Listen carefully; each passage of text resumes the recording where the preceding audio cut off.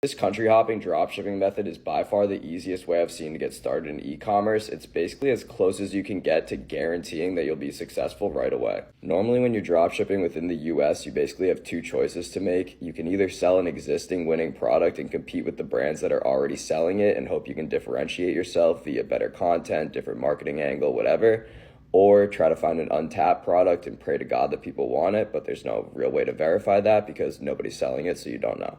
With country hopping, what you're doing is taking an existing winning product that you know is selling well for a big brand in the US and then just moving it to a different market internationally that they're not already selling in, so you have no competition. So basically you're taking all the good things from option one, where you're selling an existing winning product that you know people want, and all the good things from option two, where you have no competition to sell that product, and combining them to exponentially increase your odds of success. For bonus points, translate your entire website and ads into the language of the country that you're selling. This can help your conversion rate, but honestly, I've sold to these countries in English before. It's not necessary. Fulfillment's honestly just as easy as US dropshipping. My private supplier ships anywhere in the world in 7 to 12 days. It really doesn't matter.